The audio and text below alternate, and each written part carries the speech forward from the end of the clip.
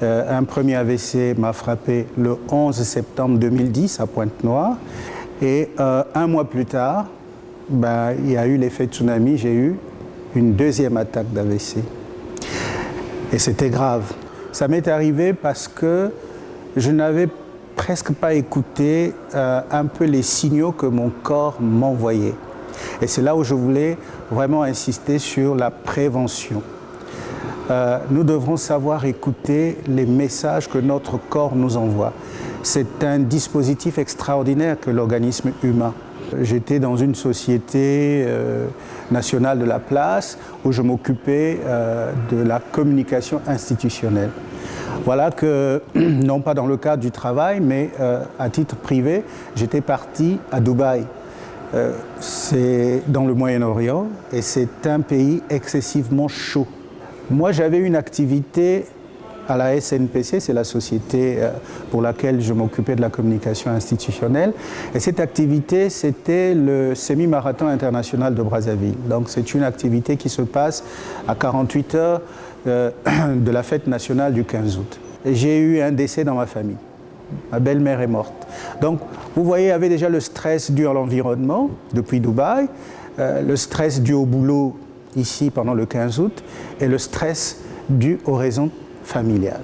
Mais mon corps commençait à m'envoyer des signaux du genre des coups de fatigue. Mais moi je me disais, j'ai l'habitude de travailler.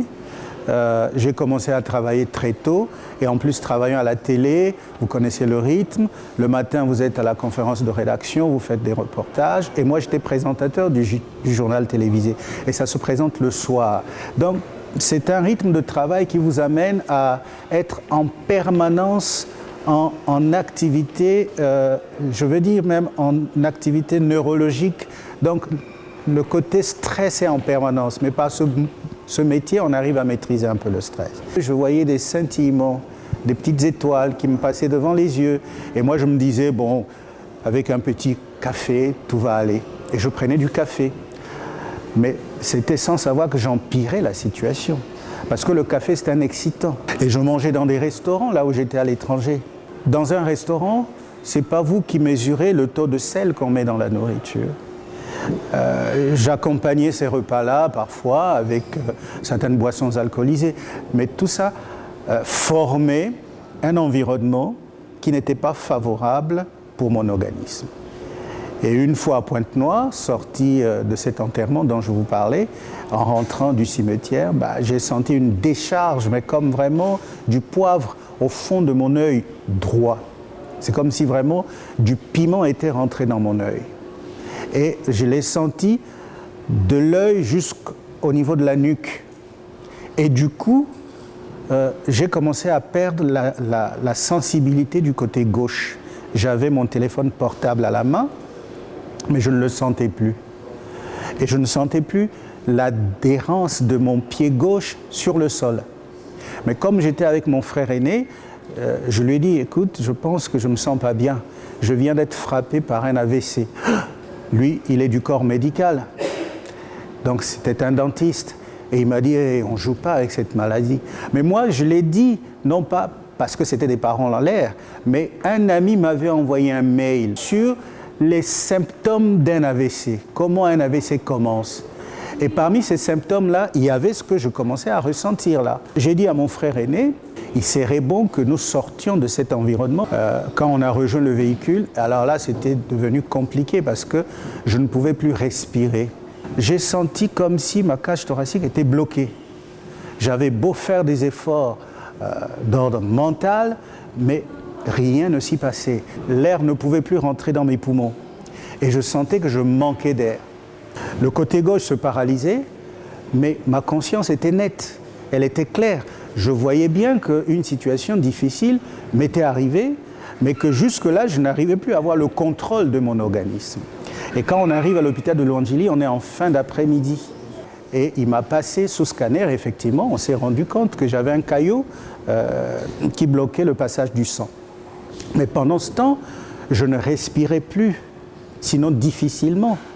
Donc j'étais obligé de happer l'air, le bout qui pouvait rentrer dans ma bouche pour essayer de m'oxygéner, mais c'était difficile. J'avais été mis sur un brancard, et là, moi, je sentais vraiment que je mourais.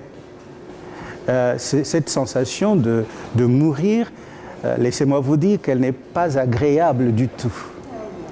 Oui, oui, oui. Mais peut-être, pour ceux qui l'ont expérimenté un jour, ils peuvent trouver des mots pour le dire. Mais vous sentez que vous n'avez plus de maîtrise sur vous-même. Votre volonté ne sert plus à rien. Moi, je me forçais de me dire, il faut que tu respires, il faut que tu respires. J'essayais, mais je n'y arrivais pas. Je sentais que l'air ne rentrait pas dans mes poumons. Mes poumons n'étaient pas suffisamment oxygénés. Et ma cage thoracique était bloquée.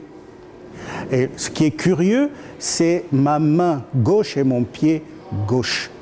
Ma main était devenue comme la main d'un pantin, désarticulée. Donc ça passait dans tous les sens, ça moulinait même dans mon dos. Ma volonté ne contrôlait plus ma main, ne contrôlait plus mon bras. J'ai même dit à mon épouse, comme on m'avait enlevé la veste, j'étais en contre-sueur, j'ai dit à mon épouse, écoute, prends-moi cette main, mets-la-moi dans la poche parce que je n'ai pas envie de voir mon corps dans cet état-là. Le médecin arrive, il fait son diagnostic, effectivement, c'était un AVC. Le phénomène qui est troublant, c'est comment vous le dire, quand je ne respirais plus correctement, j'ai vu qu'un trou, un caveau s'était formé devant moi. C'est comme si moi j'étais un peu en lévitation, j'ai vu ce caveau en bas, tout sombre, et le brancard sur lequel je me trouvais descendait dans ce caveau. Et là, moi je suis croyant, je suis chrétien, j'ai simplement dit, Seigneur Jésus, c'est pas pour ça que tu m'as appelé sur cette terre. Si c'est pour finir comme ça n'a pas de sens. Qui va s'occuper de mes enfants, qui va s'occuper de ma famille? Et j'entendais de loin les gens qui criaient, ah, il parle de Jésus, il est en train de prier, il est en train de prier. Moi, je les entendais de loin. Et aussi bizarre que ça puisse être, j'ai senti et j'ai vu que mon brancard remontait à la surface. Et là, j'entendais les gens dire, ah, il revient à lui, il revient à lui, il revient à lui. Donc, je suppose qu'entre le moment où j'ai vu ce caveau et le moment où je parlais de Jésus et le moment où je suis revenu, comme eux ils le disaient, comme je les entendais, je suppose que j'ai eu un moment, sûrement, où j'ai peut-être perdu connaissance, mais je n'ai pas tellement conscience d'avoir perdu connaissance parce que j'avais l'impression que ma conscience était intacte, même si mon côté physique, le côté gauche, était paralysé. Donc voilà. Nous avons passé une semaine à l'hôpital de Longilly et ensuite il me fallait aller en France et une fois arrivé à Lille, nous sommes allés directement à l'hôpital et là quand on m'a fait des examens, ils se sont rendus compte que mon cerveau n'avait pas été touché, c'est-à-dire que mes cellules du cerveau étaient intactes, mais curieusement, mon cœur a été touché, ma jambe gauche a été touchée. C'est-à-dire qu'il y a eu des embolies tout au long de ma jambe gauche et au niveau de mon cœur, l'aorte ascendant, c'est le gros artère qui amène le sang du cœur pour le reste du corps, ça se sectionnait. Donc le choc a touché ce gros artère qu'on appelle l'aorte. Et pour eux, il fallait qu'on m'opère en urgence. Ils se sont dit, on ne peut pas l'opérer maintenant parce que la tension est relativement élevée. Il faut d'abord que la tension baisse. Et donc, les premiers traitements ont fait baisser la tension. Je suis rentré à la maison en attendant qu'on me fixe une date pour repartir à l'hôpital. Et là, il y a eu le deuxième choc. Donc, un deuxième AVC s'est manifesté 1 mois après le premier.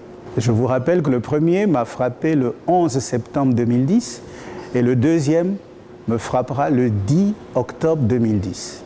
Et celui-là était grave, à l'espace d'1 mois. Nous étions au mois d'octobre, il y avait des championnats de football, j'ai mes enfants qui aiment bien regarder le foot, et ils m'avaient dit, mais oui, mais papa, on peut regarder le foot ensemble? J'ai dit, ok, d'accord, mais j'étais au salon, mais j'avais très froid. Je leur ai dit, mettez le chauffage dans la maison. On a mis le chauffage à fond, mais moi j'avais toujours froid, surtout aux extrémités, aux pieds. Donc, on a mis des couvertures, mais j'avais toujours froid. Et on a pris le chauffage d'appoint pour compléter le chauffage qui est général dans la maison. Mais j'avais toujours froid. Et je sentais que ce froid-là montait. Ça partait des orteils, mais ça montait. Et je sentais que ce froid m'empêchait de ressentir toute la partie basse de mon corps. Et pour ne pas perturber les enfants, j'ai dit à mon épouse, OK, il faut que j'aille dans la chambre. Elle a appelé le SAMU, on m'a mis dans l'ambulance et direction l'hôpital. Et arrivé à l'hôpital, ben là, la tension ne faisait que monter. Le neurologue s'est mis à mon chevet, ça ne baissait pas, on a essayé, ça ne baissait pas. Le lendemain matin, ça ne baissait pas. Pendant 3 jours, la tension ne faisait que monter. Une cardiologue de renom, je peux citer son nom, le professeur Claire Mounier-Veillé, d'une famille des médecins, de père en fille, elle m'a prise en charge en disant qu'elle trouverait le traitement pour baisser cette tension. Et elle me demandait de lui accorder 18 mois pour voir ma situation. Elle m'a dit, Monsieur Mbungu, vous êtes un chantier pour moi. Si au bout de 18 mois, je ne vous ai pas retapé, il n'y aura plus d'espoir pour vous. Et donc, pendant que je suis resté une dizaine de jours à l'hôpital, les combinaisons de traitements qu'elle a essayées, ça ne marchait pas, elle essaie, ça ne marchait pas. Et puis, il y a eu un qui a commencé à faire des effets positifs. Et ce traitement-là a commencé à baisser la tension, jusqu'à ce que vraiment elle réussisse à baisser la tension.